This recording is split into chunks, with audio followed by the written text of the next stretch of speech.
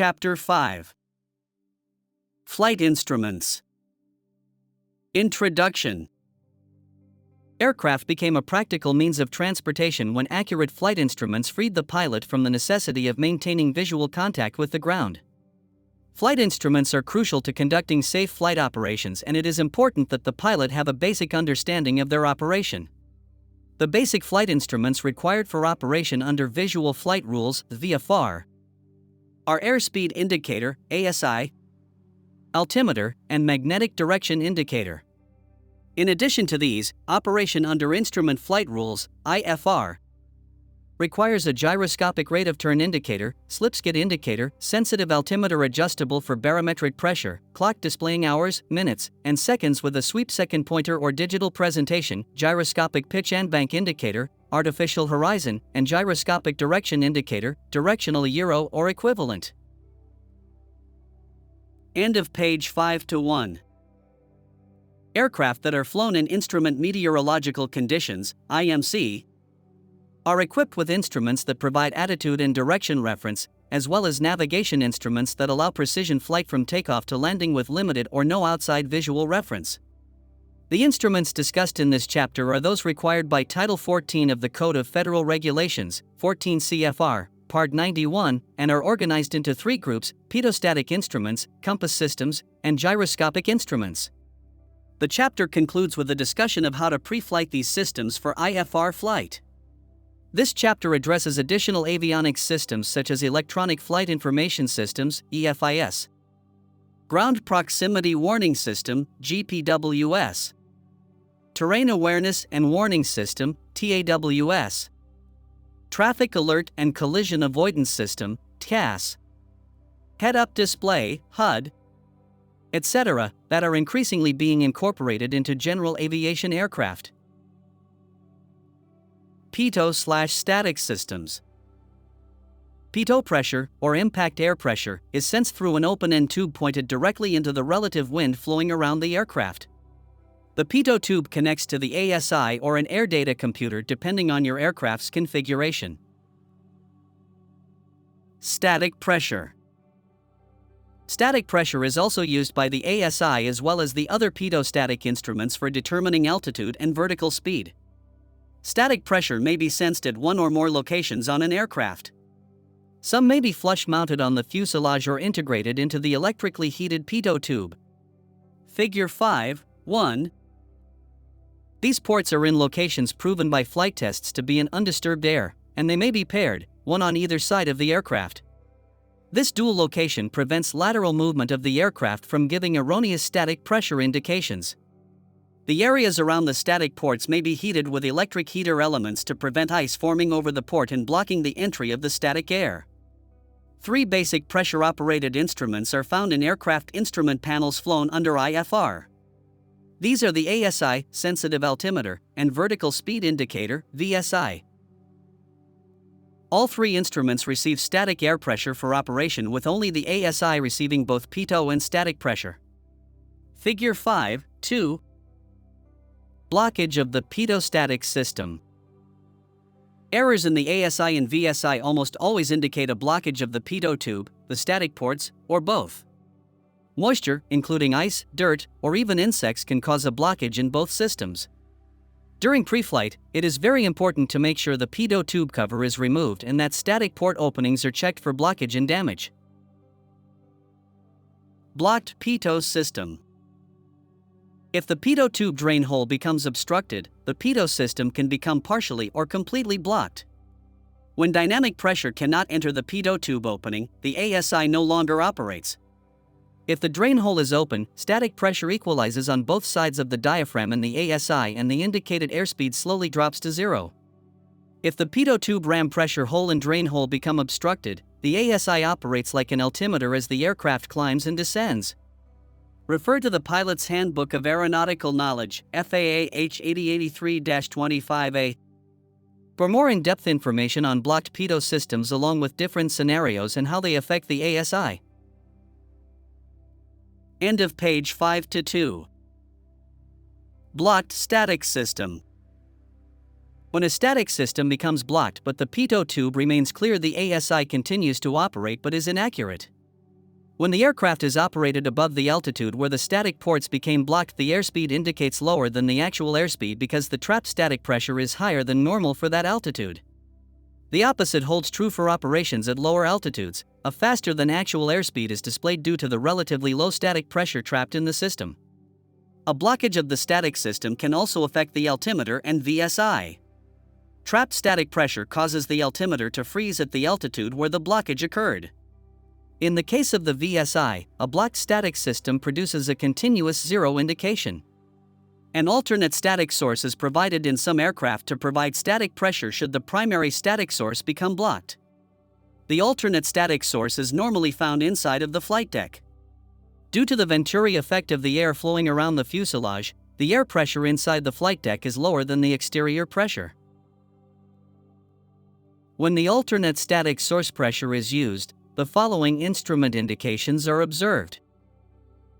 1. The altimeter indicates a slightly higher altitude than actual.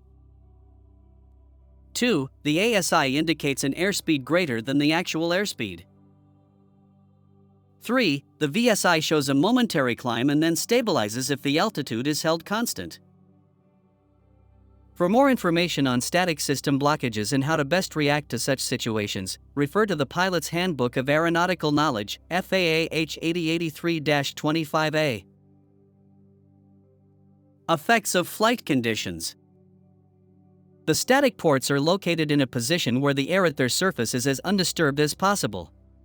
But under some flight conditions, particularly at a high angle of attack with the landing gear and flaps down, the air around the static port may be disturbed to the extent that it can cause an error in the indication of the altimeter and ASI.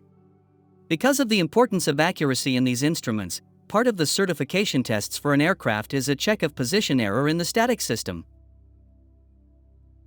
The Pilot's Operating Handbook, POH/Aircraft Flight Manual, AFM, contains any corrections that must be applied to the airspeed for the various configurations of flaps and landing gear.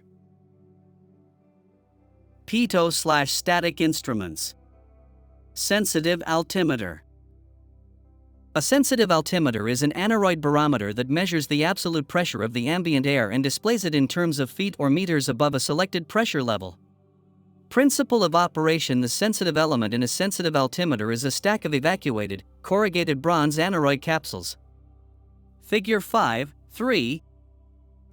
The air pressure acting on these aneroids tries to compress them against their natural springiness, which tries to expand them. The result is that their thickness changes as the air pressure changes. Stacking several aneroids increases the dimension change as the pressure varies over the usable range of the instrument. Below 10,000 feet, a striped segment is visible. Above this altitude, a mask begins to cover it, and above 15,000 feet, all of the stripes are covered. Figure 5.4. Another configuration of the altimeter is the drum type. Figure 5.5. These instruments have only one pointer that makes one revolution for every 1,000 feet. Each number represents 100 feet and each mark represents 20 feet. A drum, marked in thousands of feet, is geared to the mechanism that drives the pointer. To read this type of altimeter, first look at the drum to get the thousands of feet, and then at the pointer to get the feet and hundreds of feet. End of page 5-3. A sensitive altimeter is one with an adjustable barometric scale allowing the pilot to set the reference pressure from which the altitude is measured. This scale is visible in a small window called the Colsman window. A knob on the instrument adjusts the scale. The range of the scale is from 28.00 to 31.00 inches of mercury, Hg, or 948 to 1050 millibars. Rotating the knob changes both the barometric scale and the altimeter pointers in such a way that a change in the barometric scale of 1 Hg changes the pointer indication by 1000 feet. This is the standard pressure lapse rate below 5,000 feet. When the barometric scale is adjusted to 29.92 Hg or 1013.2 millibars, the pointers indicate the pressure altitude. The pilot displays indicate altitude by adjusting the barometric scale to the local altimeter setting. The altimeter then indicates the height above the existing sea level pressure. Altimeter errors. A sensitive altimeter is designed to indicate standard changes from standard conditions, but most flying involves errors caused by non-standard conditions, and the pilot must be able to modify the indications to correct for these errors. There are two types of errors: mechanical and inherent. Mechanical altimeter errors. A pre-flight check to determine the condition of an altimeter consists of setting the barometric scale to the local altimeter setting. The altimeter should indicate the surveyed elevation of the airport. If the indication is off by more than 75 feet from the surveyed elevation, the instrument should be referred to a certificated instrument repair station for recalibration. Differences between ambient temperature and/or pressure causes an erroneous indication on the altimeter. End of page 5 to 4. Inherent altimeter error. When the aircraft is flying in air that is warmer than standard, the air is less dense and the pressure levels are farther apart. When the aircraft is flying at an indicated altitude of 5,000 feet, the pressure level for that altitude is higher than it would be in air at standard temperature, and the aircraft is higher than it would be if the air were cooler. If the air is colder than standard, it is denser and the pressure levels are closer together. When the aircraft is flying at an indicated altitude of 5,000 feet, its true altitude is lower than it would be if the air were warmer. Figure 5.6. Cold weather altimeter errors. A correctly calibrated pressure altimeter indicates true altitude above mean sea level, MSL. When operating within the International Standard Atmosphere, ISA, parameters of pressure and temperature. Non-standard pressure conditions are corrected by applying the correct local area altimeter setting. Temperature errors from ISA result in true altitude being higher than indicated altitude whenever the temperature is warmer than ISA, and true altitude being lower than indicated altitude whenever the temperature is colder than ISA. True altitude variance under conditions of colder than ISA temperatures poses the risk of inadequate obstacle clearance. Under extremely cold conditions, pilots may need to add an appropriate temperature correction determined from the chart in Figure 5.7. To chart at IFR altitudes to ensure terrain and obstacle clearance with the following restrictions. 1. Altitudes specifically assigned by Air Traffic Control, ATC, such as maintain 5,000 feet, shall not be corrected. Assigned altitudes may be rejected if the pilot decides that low temperatures pose a risk of inadequate terrain or obstacle clearance. 2. If temperature corrections are applied to charted IFR altitudes, such as procedure turn altitudes, final approach fixed crossing altitudes, etc., TE pilot must advise ATC of the applied correction. ICAO Cold Temperature Error Table. The cold temperature-induced altimeter error may be significant when considering obstacle clearances when temperatures are well below standard. Pilots may wish to increase their minimum terrain clearance altitudes with a corresponding increase in ceiling from the normal minimum when flying in extreme cold temperature conditions. Higher altitudes may need to be selected when flying at low terrain clearances. Most flight management systems, FMS, with air data computers implement a capability to compensate for cold temperature errors. Pilots flying with these systems should ensure they are aware of the conditions under which the system automatically compensates. If compensation is applied by the FMS or manually, ATC must be informed that the aircraft is not flying the assigned altitude. Otherwise, vertical separation from other aircraft may be reduced, creating a potentially hazardous situation. The table in Figure 5.7, derived from International Civil Aviation Organization, ICAO, standard formulas, shows how much error can exist when the temperature is extremely cold. To use the table, find the reported temperature in the left column, and then read across the top row to the height above the airport/reporting station. Subtract the airport elevation from the altitude of the final approach fix, FAF. The intersection of the column and row is the amount of possible error. End of page 5 to 5. Example. The reported temperature is -10 degrees Celsius, degrees C, and the FAF is 500 feet above the airport elevation. The reported current altimeter setting may place the aircraft as much as 50 feet below the altitude indicated by the altimeter. When using the cold temperature error table, the altitude error is proportional to both the height above the reporting station elevation and the temperature at the reporting station. For IFR approach procedures, the reporting station elevation is assumed to be airport elevation. It is important to understand that corrections are based upon the temperature at the reporting station, not the temperature observed at the aircraft's current altitude and height above the reporting station, and not the charted IFR altitude. To see how corrections are applied, note the following example. 1. Airport elevation 496 feet. 2. Airport temperature minus 50 degrees Celsius. A charted IFR approach to the airport provides the following data. 1. Minimum procedure turn altitude 1,800 feet. 2. Minimum FAF crossing altitude 1,200 feet straight in.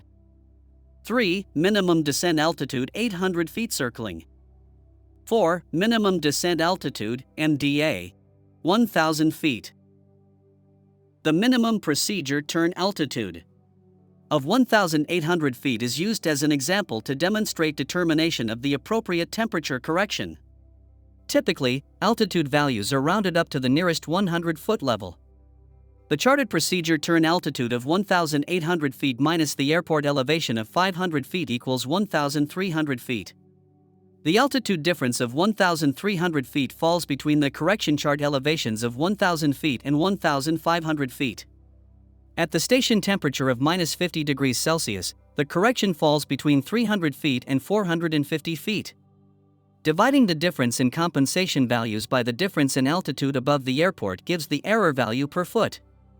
In this case, 150 feet divided by 500 feet equals 0.33 feet for each additional foot of altitude above 1,000 feet.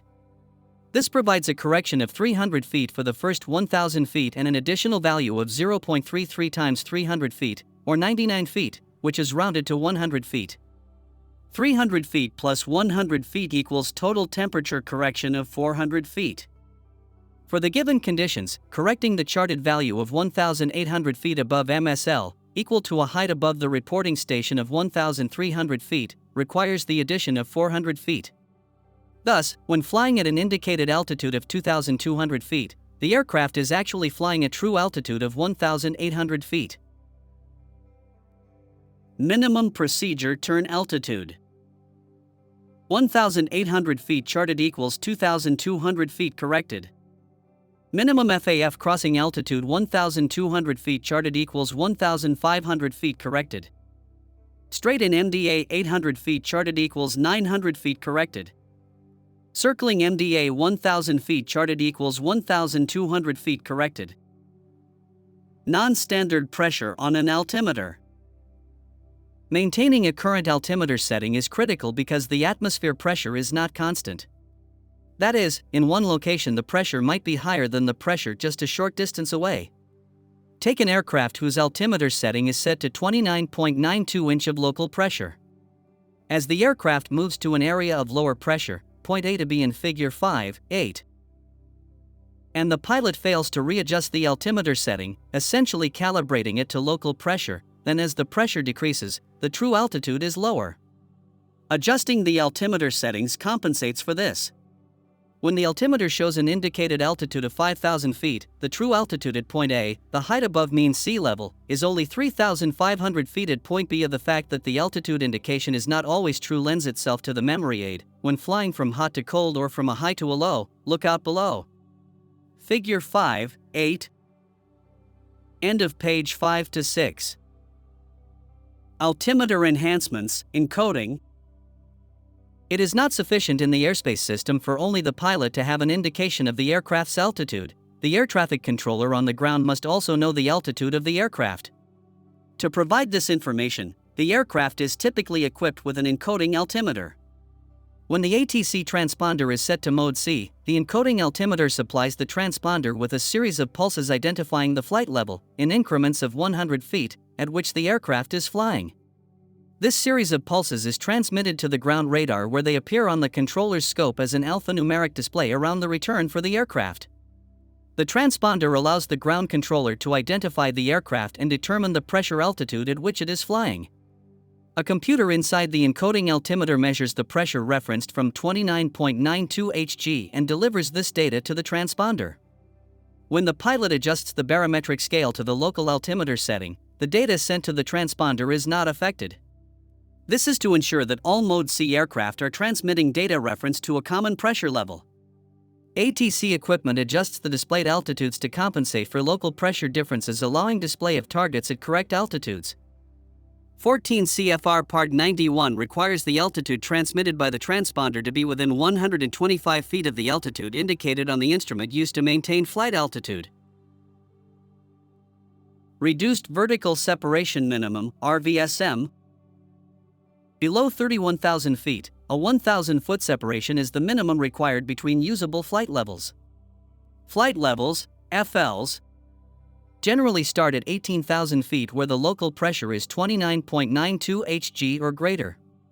All aircraft 18,000 feet and above use a standard altimeter setting of 29.92 Hg, and the altitudes are in reference to a standard, hence termed FL. Between FL-180 and FL-290, the minimum altitude separation is 1,000 feet between aircraft. However, for flight above FL-290, primarily due to aircraft equipage and reporting capability, potential error, ATC applied the requirement of 2,000 feet of separation. FL-290, an altitude appropriate for an eastbound aircraft, would be followed by FL-310 for a westbound aircraft, and so on to FL-410, or 7 flight levels, FLs. Available for flight. With 1,000-foot separation, or a reduction of the vertical separation between FL-290 and FL-410, an additional 6 flight levels, FLs, become available. This results in normal flight level and direction management being maintained from FL-180 through FL-410. Hence the name is Reduced Vertical Separation Minimum, RVSM. Because it is applied domestically, it is called United States Domestic Reduced Vertical Separation Minimum, DRVSM. However, there is a cost to participate in the DRVSM program which relates to both aircraft equipage and pilot training. For example, altimetry error must be reduced significantly and operators using RVSM must receive authorization from the appropriate civil aviation authority. RVSM aircraft must meet required altitude keeping performance standards. Additionally, operators must operate in accordance with RVSM policies/procedures applicable to the airspace where they are flying. The aircraft must be equipped with at least one automatic altitude control 1, within a tolerance band of plus or minus 65 feet about an acquired altitude when the aircraft is operated in straight hand-level flight. 2, within a tolerance band of plus or minus 130 feet under no turbulent conditions for aircraft for which application for type certification occurred on or before April 9, 1997 that are equipped with an automatic altitude control system with flight management/performance system inputs. That aircraft must be equipped with an altitude alert system that signals an alert when the altitude displayed to the flight crew deviates from the selected altitude by more than, in most cases, 200 feet. For each condition in the full RVSM flight envelope, the largest combined absolute value for residual static source error plus the avionics error may not exceed 200 feet.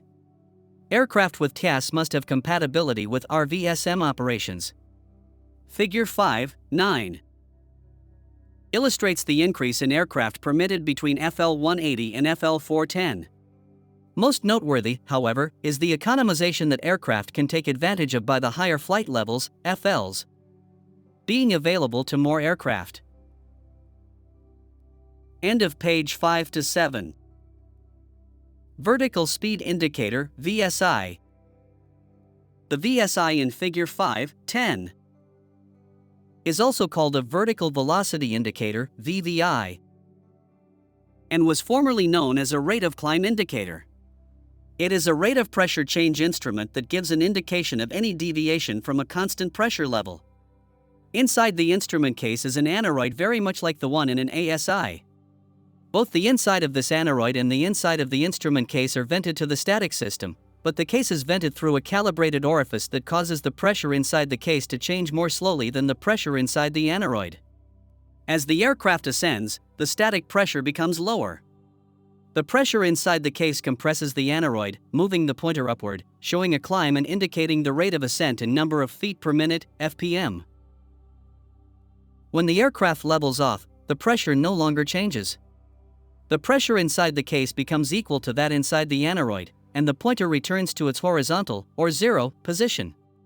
When the aircraft descends, the static pressure increases. The aneroid expands, moving the pointer downward, indicating a descent. The pointer indication in a VSI lags a few seconds behind the actual change in pressure. However, it is more sensitive than an altimeter and is useful in alerting the pilot of an upward or downward trend, thereby helping maintain a constant altitude. Some of the more complex VSIs, called instantaneous vertical speed indicators, IVSI, have two accelerometer-actuated air pumps that sense an upward or downward pitch of the aircraft and instantaneously create a pressure differential. By the time the pressure caused by the pitch acceleration dissipates, the altitude pressure change is effective. Dynamic pressure type instruments. Airspeed indicator, ASI. An ASI is a differential pressure gauge that measures the dynamic pressure of the air through which the aircraft is flying. Dynamic pressure is the difference in the ambient static air pressure and the total, or RAM, pressure caused by the motion of the aircraft through the air. These two pressures are taken from the Pitot-Static system. The mechanism of the ASI in Figure 5.11 consists of a thin, corrugated phosphor-bronze aneroid, or diaphragm, that receives its pressure from the pitot tube. The instrument case is sealed and connected to the static ports. As the pitot pressure increases or the static pressure decreases, the diaphragm expands. This dimensional change is measured by a rocking shaft and a set of gears that drives a pointer across the instrument dial. Most ASIs are calibrated in knots, or nautical miles per hour. Some instruments show statute miles per hour, and some instruments show both. End of page 5-8. Types of airspeed. Just as there are several types of altitude, there are multiple types of airspeed. Indicated airspeed, IAS. Calibrated airspeed, CAS. Equivalent airspeed, EAS. And true airspeed, TAS. Indicated airspeed, IAS. IAS is shown on the dial of the instrument, uncorrected for instrument or system errors. Calibrated airspeed, CAS. CAS is the speed at which the aircraft is moving through the air, which is found by correcting IAS for instrument and position errors. The POH/AFM has a chart or graph to correct IAS for these errors and provide the correct CAS for the various flap and landing gear configurations. Equivalent airspeed, EAS. EAS is CAS corrected for compression of the air inside the pitot tube. EAS is the same as CAS in standard atmosphere at sea level. As the airspeed and pressure altitude increase, the CAS becomes higher than it should be, and a correction for compression must be subtracted from the CAS. True airspeed, TAS. TAS is CAS corrected for non-standard pressure and temperature. TAS and CAS are the same in standard atmosphere at sea level. Under non-standard conditions, TAS is found by applying a correction for pressure, altitude, and temperature to the CAS. Some aircraft are equipped with true ASIs that have a temperature-compensated aneroid bellows inside the instrument case. This bellows modifies the movement of the rocking shaft inside the instrument case so the pointer shows the actual TAS. The TAS indicator provides both true and IAS. These instruments have the conventional airspeed mechanism, with an added subdial visible through cutouts in the regular dial. A knob on the instrument allows the pilot to rotate the subdial and align an indication of the outside air temperature with the pressure altitude being flown. This alignment causes the instrument pointer to indicate the TAS on the subdial. Figure 5.12. End of page 5-9. Mach number. As an aircraft approaches the speed of sound, the air flowing over certain areas of its surface speeds up until it reaches the speed of sound, and shock waves form. The IAS at which these conditions occur changes with temperature. Therefore, in this case, airspeed is not entirely adequate to warn the pilot of the impending problems. Mach number is more useful. Mach number is the ratio of the TAS of the aircraft to the speed of sound in the same atmospheric conditions. An aircraft flying at the speed of sound is flying at Mach 1.0. Some older mechanical Mach meters not driven from an air data computer use an altitude aneroid inside the instrument that converts pitot-static pressure into Mach number. These systems assume that the temperature at any altitude is standard, therefore, the indicated Mach number is inaccurate whenever the temperature deviates from standard. These systems are called indicated Mach meters. Modern electronic Mach meters use information from an air data computer system to correct for temperature errors. These systems display true Mach number. Most high-speed aircraft are limited to a maximum Mach number at which they can fly. This is shown on a Mach meter as a decimal fraction. Figure 5.13. For example, if the Mach meter indicates 0.83 and the aircraft is flying at 30,000 feet where the speed of sound under standard conditions is 589.5 knots, the airspeed is 489.3 knots. The speed of sound varies with the air temperature. If the aircraft were flying at Mach 0.83 at 10,000 feet where the air is much warmer, its airspeed would be 530 knots. Maximum allowable airspeed. Some aircraft that fly at high subsonic speeds are equipped with maximum allowable ASIs like the one in Figure 5.14. This instrument looks much like a standard ASI, calibrated in knots, but has an additional pointer colored red, checkered, or striped. The maximum airspeed pointer is actuated by an aneroid, or altimeter mechanism, that moves it to a lower value as air density decreases. By keeping the airspeed pointer at a lower value than the maximum pointer, the pilot avoids the onset of transonic shock waves. Airspeed color codes. The dial of an ASI is color-coded to alert the pilot, at a glance, of the significance of the speed at which the aircraft is flying. These colors and their associated airspeeds are shown in Figure 5.15. Magnetism. The Earth is a huge magnet, spinning in space, surrounded by a magnetic field made up of invisible lines of flux. These lines leave the surface at the magnetic North Pole and re-enter at the magnetic South Pole. Lines of magnetic flux have two important characteristics: any magnet that is free to rotate aligns with them, and an electrical current is induced into any conductor that cuts across them. Most direction indicators installed in aircraft make use of one of these two characteristics. The basic aviation magnetic compass. One of the oldest and simplest instruments for indicating direction is the magnetic compass. It is also one of the basic instruments required by 14 CFR Part 91 for both VFR and IFR flight. Magnetic compass overview. A magnet is a piece of material, usually a metal containing iron, which attracts and holds lines of magnetic flux. Regardless of size, every magnet has two poles, a north pole and a south pole. When one magnet is placed in the field of another, the unlike poles attract each other and like poles repel. End of page 5 to 10. Chapter 5 Part 2 is coming soon.